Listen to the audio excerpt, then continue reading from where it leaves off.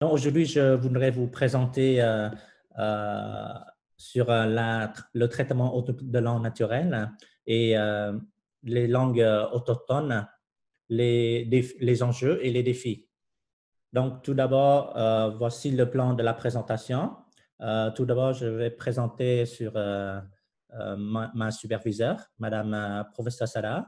Ensuite, je vais présenter sur l'intérêt de recherche de notre équipe, les projets courants et par la suite, je vais présenter le contexte présent lié à notre intérêt de recherche et puis les défis concernant les langues peu de données, peu de ressources, ainsi que les langues autochtones en adressant pour résoudre ces défis pour les langues autochtones via une application de l'intelligence artificielle, via un système de traduction automatique neuronale, dans une étude de cas pour une paire de langues Inuktitut anglais. Et je finis par les conclusions et les projets et les collaborations courantes potentielles. Donc, ma superviseure, professeur Stada, est professeure informatique de l'université l'UQAM et elle est aussi vice-directrice du centre de recherche en intelligence artificielle au sein de l'UQAM même. Auparavant, elle était chercheure du Conseil de recherche national du Canada à Ottawa. Elle est impliquée dans divers programmes, notamment doctorat et maîtrise en informatique et ainsi en affaires cognitives de l'UQAM. Elle est aussi membre de INQ, Sierra, Ivado, de centres de recherche sur le cerveau, langage et de musique. Dans notre équipe s'intéresse au traitement automatique de langue. En anglais, c'est Natural Language Processing.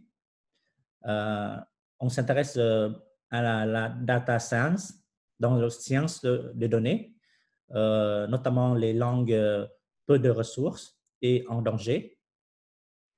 Et on s'intéresse à réaliser des applications de multimédia, donc notamment du texte, des images, des paroles. D'ailleurs, on s'intéresse à l'apprentissage automatique, l'apprentissage profond, de l'intelligence artificielle, des sciences cognitives, de l'inclusion en intelligence artificielle, en intelligence numérique. L'humanité numérique, c'est le croisement entre les sciences en informatique et les arts, les lettres, sciences sociales et sciences humaines. On s'intéresse également aux études computationnelles de la culture en explorant et analysant les données en massif, des données de grande quantité dans les artefacts et les médias. Dans les projets courants, nos projets sont interdisciplinaires. Donc, présentement, un des projets est financé par le centre de recherche CRFB-LM en 2020, dont le titre est la préservation et la revitalisation des langues autochtones et l'héritage culturel via un système de traduction automatique à l'ère de la COVID-19. Donc, notre étude se portera sur les langues autochtones, spécifiquement en Inuktitut, Inuit Naktun, Atikamekw et le Cri. Nos projets se portent aussi dans l'approche de l'humanité numérique, NLP, dans les big data, les systèmes tutoriels intelligents et le système éducationnel. D'ailleurs, on s'intéresse aussi, nos projets se portent sur les sciences environnementales et les analyses des sentiments, les systèmes de recommandation, notamment les applications chatbot, entre autres. Donc, pour mise en contexte ce que notre équipe s'intéresse, c'est on fait face, présentement, on fait face à une croissance phénoménale des informations multilingues et les connaissances abondantes sur le web. Donc, on constate une grande diversité des langues dans le monde entier, avec une variété des systèmes d'écriture. On pourra voir des illustrations sur la carte du monde comme ça, avec différents scripts. Donc ici, chez nous, on a Inuktitut, Cri et Yupik et l'alphabet latin. Donc ça crée beaucoup de diversité. Et une fois que définir c'est quoi les langues peu dotées, donc ce terme-là a été introduit par les études très récentes, depuis 2003-2004, par les linguistes. Donc, à constater les aspects suivants, c'est-à-dire que les systèmes d'écriture, il manque un système d'écriture unique ou bien l'autographe stable et une présence limitée sur le web. Il manque des expertises linguistiques, les ressources électroniques concernant les paroles ou bien les outils de traitement langage. Donc, on peut trouver les synonymes de ce même concept, c'est low density, resource poor, low data ou less resource. Donc, il faudrait faire la distinction entre les langues peu dotées et les langues minorités. Donc, les langues minoritaires sont parlées par une minoritaire de la population d'un territoire. Et on s'intéresse beaucoup aux langues autochtones et langues en danger parce que ça apporte beaucoup d'enjeux et défis vis-à-vis les technologies de NLP. Et les langues peu dotées ne sont pas nécessairement en danger, mais l'inverse est toujours vrai. Donc, il y a une nécessité des solutions numériques afin de préserver et revitaliser les langues en danger, donc notamment les langues chez nous en Amérique du Nord et du Québec du Nord spécifiquement. D'ailleurs, on constate que les applications en NLP ont beaucoup réussi pour les langues riches de ressources, donc notamment anglais, et dans les domaines, divers domaines, surtout dans l'actualité et les domaines généraux. Mais ces outils-là ne sont pas toujours convenables pour appliquer aux domaines spécialisés, aux dialectes et aux langues autochtones. Donc, on constate, par exemple, les données depuis les médias sociaux qui sont combinés entre les formes formelles et informelles. On constate un problème de code-switching, c'est-à-dire qu'ils s'en servent d'une langue naturelle et d'autres langages parlés. Et d'ailleurs, on constate aussi les données pour l'environnement, la santé, surtout la COVID-19, sont considérés comme les domaines peu de données. En ce qui concerne les défis pour les langues autochtones, c'est selon quelques linguistes, en 1995, on a estimé la moitié de 6000 langues du monde est en voie de disparaître. Donc, si on ne fait pas un effort pertinent, consistant à mettre en place pour réduire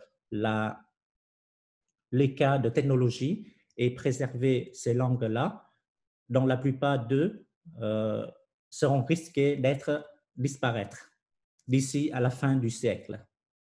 Et un autre travaux marqué par Kyle en 2017, Inuit Naktun, c'est un dialecte du groupe de langue inuit chez nous, serait être extinct d'ici dans 2 générations. Donc, ce langue-là, ce langue autochtone-là, est parlé seulement par 390 locuteurs en Nunavut et le territoire nord-ouest du Canada.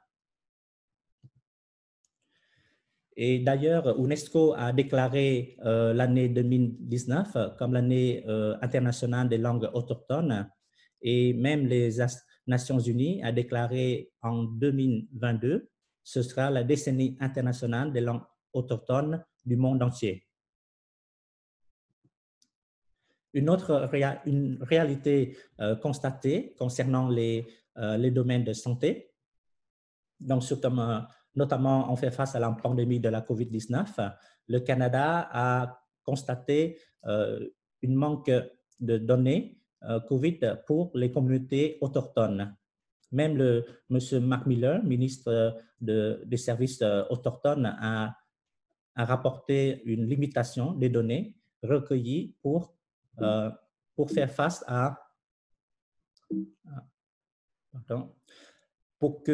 améliorer, pour protéger les communautés autochtones et comprendre comment le virus COVID-19 se propageait parmi le peuple autochtone.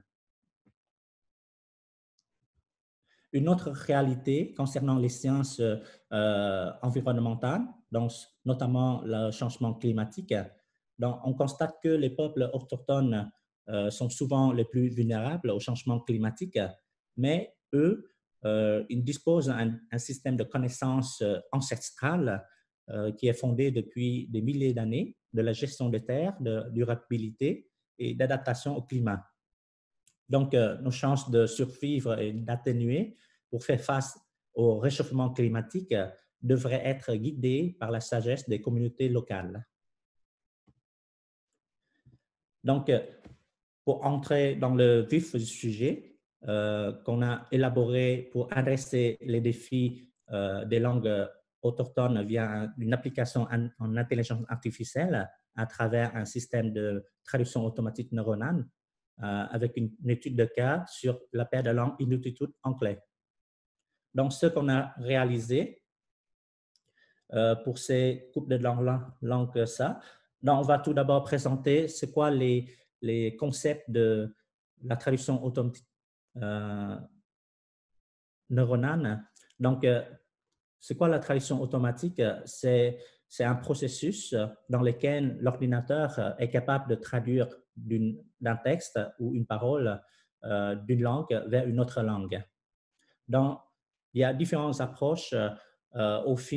Depuis 1950, on a l'approche à base de règles, l'approche à base des exemples, l'approche à base des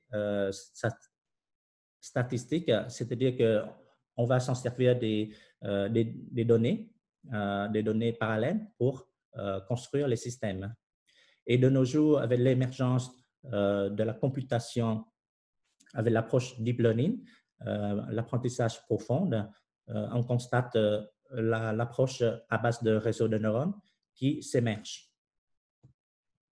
Et les défis dans la traduction automatique, c'est les systèmes de traduction automatique ne sont pas toujours fiables, c'est-à-dire ils ne donnent pas toujours les corrections, les traductions correctes.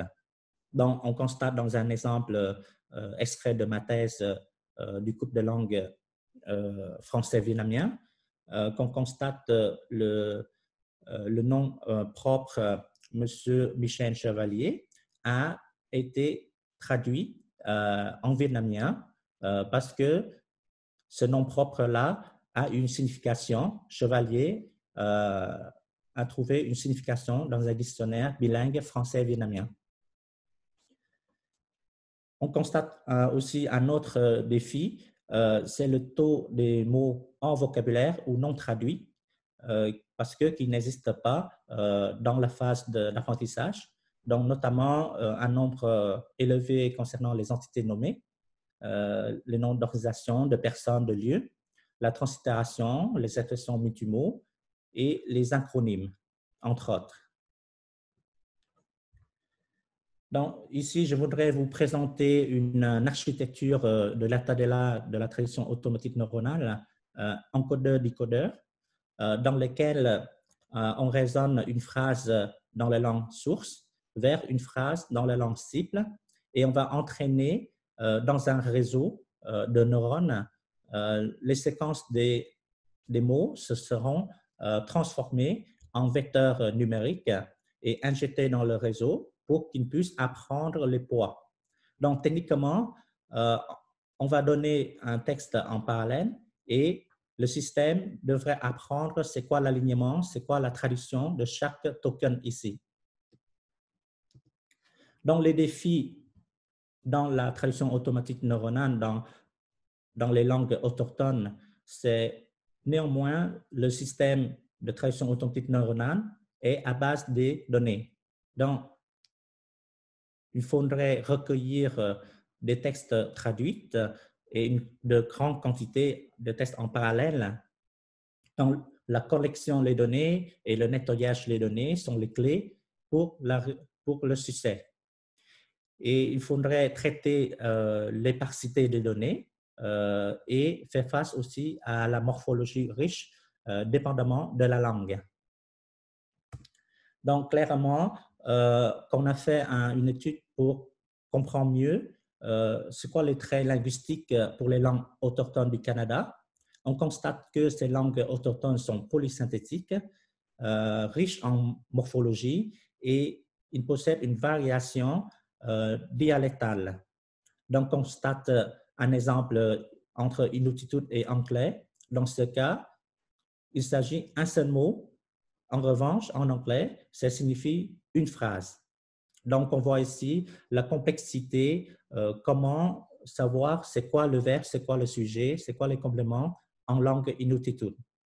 Donc, ça rajoute le défi, la complexité morphologique, c'est le taux de nombre de morphèmes par mot et le nombre de significations par morphème. Et on fait face à un autre défi, c'est le manque de la disponibilité des données d'apprentissage. Donc, on constate peu de recherches concernant les langues autochtones et la plupart d'eux concernent sur la langue Inuktitut. Donc, notre approche proposée consiste en deux étapes. La première étape consiste à construire un outil de segmenter en mots pour la langue Inuktitut. Par la suite, on injecte dans le processus de pré-traitement pour la langue source, ici, Inuktitut, vers anglais, dans notre système de traduction automatique.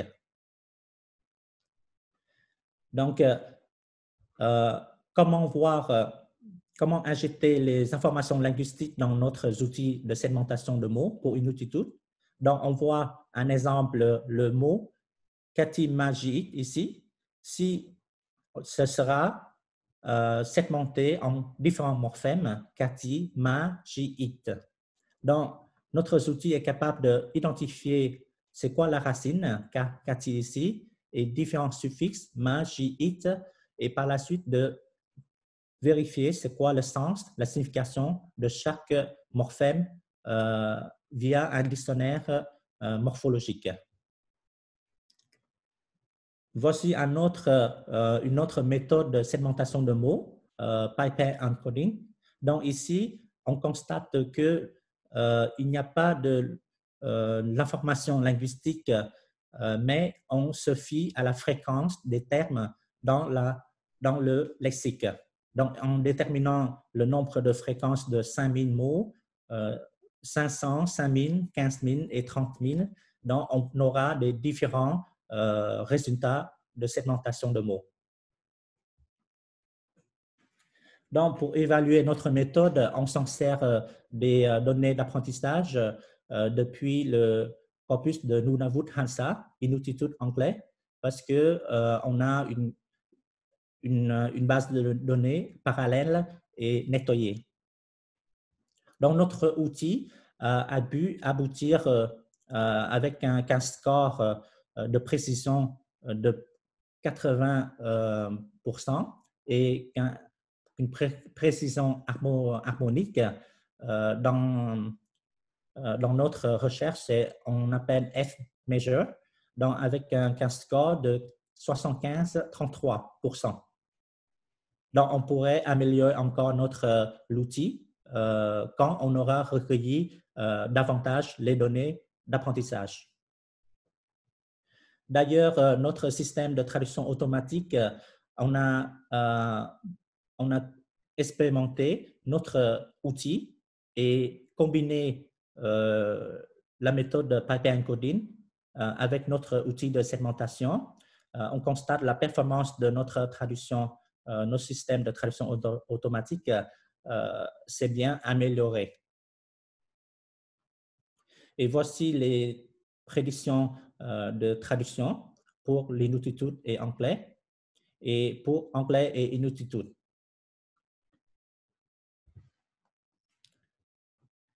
Donc, on constate la direction de inuttitude vers anglais, pour qu'on voit mieux ici. Donc, on voit les scores pour inuttitude vers anglais est plus performant que celle dans la direction anglais vers inuttitude.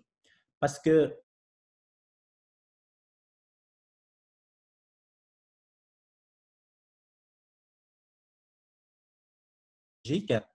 cela impacte négativement le résultat de la traduction. Okay.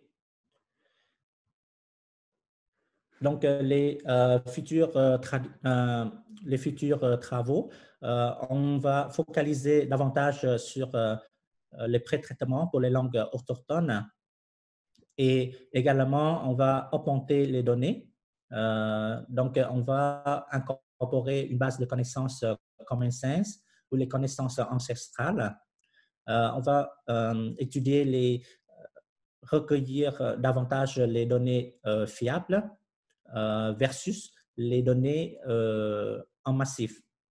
C'est-à-dire qu'ici, on s'intéresse les données même peu, mais sont bien parallèles et nettoyées. Et on s'intéresse aussi au système de traduction automatique de multilingue en incluant les langues proches, donc notamment Inuit Naktun. C'est un dialecte dans le groupe de langues Inuit et ou le Mohawk. Et on envisage aussi à collaborer avec les communautés de Premières Nations, Inuit et Métis, et afin de supporter la revitalisation et la préservation des langues autochtones. Donc, voici notre bibliographie sommaire. Et les projets courants, notre équipe ont des projets comme suit. Donc, l'intelligence artificielle et humaine pour des domaines pauvres en données appliquées aux enjeux et réalités autochtones. Notre équipe participeront à la formation et école d'été en intelligence artificielle et sciences cognitives sur 2 années, cette année et en 2021. Ce projet-là est supporté par le pôle montréalais d'enseignement supérieur en intelligence artificielle. D'ailleurs, notre équipe organisera des journées scientifico-contributives Wikipédia en collaboration avec INALCO, l'Institut national des langues et de civilisation orientale, avec des workshops conjointement en novembre et décembre 2020. Donc, on sollicite votre participation. On souhaiterait collecter les bases de connaissances concernant la pandémie COVID pour les langues autochtones et d'ailleurs aussi les sciences environnementales pour construire les bases de connaissances ancestrales du Nord et Arctique. Voici des publications pertinentes qu'on a travaillées pour les langues autochtones jusqu'à présent. Et on a aussi des publications concernant un système de tutoriel intelligent pour pour apprendre Innu. C'est une des langues, dans les langues autochtones également chez nous. Merci beaucoup de votre attention. Merci, Tan, pour votre présentation très intéressante. Les nations autochtones sont des composants très importants du réseau INQ et la préservation de leur langue est une de nos priorités aussi. Je veux savoir s'il y a des questions des participants. Très bien. Je vois rien présentement dans le chat. Mais Tan, j'ai une petite question parce que mon Internet n'est pas très fort aujourd'hui.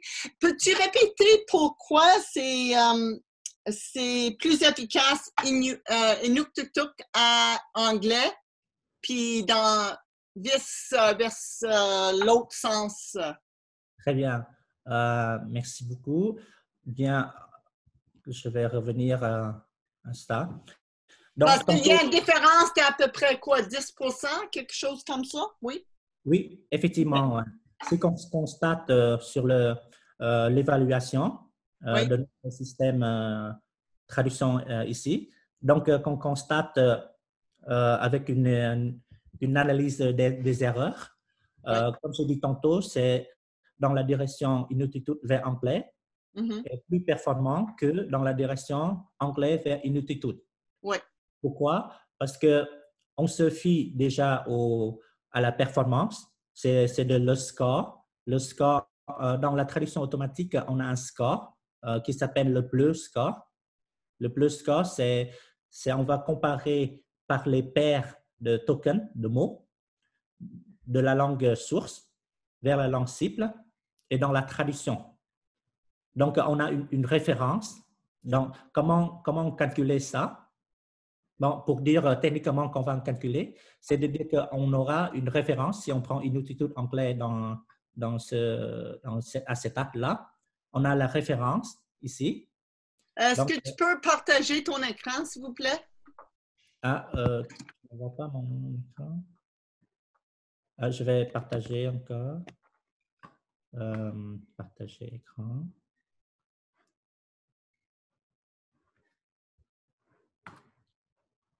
Oh, OK. OK, c'est parfait. OK, c'est beau. Donc, avec le score là, comment on va calculer ce score-là pour On ne voit rien. Moi, je ne vois rien. Star is posing. On a un problème de technique. Non, c'est correct, c'est correct. Ah, OK, parfait. OK, c'est beau. Donc, en fait, on constate que les scores, les scores ici, parce que si la langue cible ici, par exemple anglais, ils sont moins complexes dans la grammaire, dans la morphologie, par rapport à dans la langue Inuktitut. Donc, si dans la langue cible, c'est Inuktitut, on va traduire de l'anglais vers Inuktitut, le système a la misère de trouver c'est quoi le token, c'est quoi le morphème, le mot, qui est le correspondant, étant donné un token, un mot en anglais. Donc, il y a beaucoup de possibilités et du coup, ça donnait une traduction, mais ce n'est pas forcément ce qu'on souhaite dans la référence. Donc, c'est-à-dire, concrètement, c'est quoi? Si on voit dans une phrase ici, dans Inuktitut anglais, étant donné une phrase en Inuktitut, et on demande c'est quoi les traductions possibles. Donc, on se fie à la référence donnée par les linguistes, par un traducteur, une traductrice en langue Inuktitut anglais. Donc, le système va comparer chaque mot ici. Est-ce que le système de traduction donne un mot exact ou pas? Donc, s'il ne donne pas un mot exact, ça diminue le score bleu. Ouais. Donc, c'est pour cela que si la langue cible à traduire est moins compliquée au niveau morphologie et au niveau grammatical, là, le système a pu trouver le bon terme, le bon mot. Il n'y a pas comment dire, d'ambiguïté. Donc, c'est pour cela que si la langue cible, ici Inuktitut, dans ce cas anglais Inuktitut, donc on aura plusieurs possibilités étant donné un mot. Par exemple, ici, minister, on attend un mot comme engage ou kaap. Mais ici, dans le différents systèmes, on ne trouve pas le mot tinken. Donc, du coup, ça dégrade le score, ça diminue le score du système de traduction. Okay. Donc, entre les dialectes de Inuktitut, il y a à peu près le même problème, le même score? Avez-vous essayé plusieurs dialectes de Inuktitut? Là, ça fait partie du projet. OK, super. Présentement, on a pu constater les défis et les traits linguistiques pour la plupart des langues autochtones du Canada. C'est dans le même défi. Donc, on essaie comme on a présenté tantôt, on essaie de focaliser davantage sur la phase de pré-traitement, c'est-à-dire qu'on va d'ailleurs rajouter pour améliorer la performance d'un système de traduction ou d'apprentissage, la phase de pré-traitement et la collecte de données sont les clés de réussite. Donc, si on réussit à injecter les informations linguistiques dans la phase de segmenter un mot en différents morphèmes, comme on a proposé ici, là, ça améliore notre performance de la traduction.